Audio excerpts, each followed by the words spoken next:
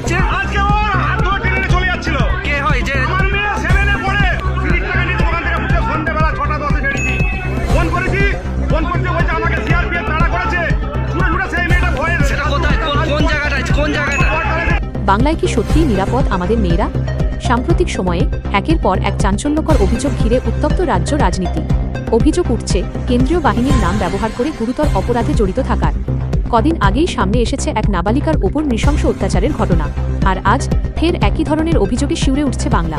এই ঘটনার জেরে সরাসরি আঙুল উঠছে শুভেন্দু অধিকারী এবং ভারতীয় জনতা পার্টির দিকে। প্রশ্ন উঠছে, কেন বারবার এই ধরনের ঘটনা ঘটছে? কোথায় নিরাপত্তা? কারা দায়ী? রাজনৈতিক তরজার মাঝেই আতঙ্কে দিন কাটাচ্ছেন সাধারণ মানুষ, বিশেষ করে নারীরা। আজ অন্যের মেয়ে, কাল কি আপনার ঘরের কেউ? বাংলা কি নিরাপত্তাহীনতার দিকে এগোচ্ছে, নাকি এই অভিযোগগুলির পিছনে রয়েছে বড় কোনো রাজনৈতিক লড়াই? সত্যিটা কি তা খুঁজে বের করাই এখন সবচেয়ে বড় চ্যালেঞ্জ। আপনি কি ভাবছেন? জানাতে ভুলবেন না।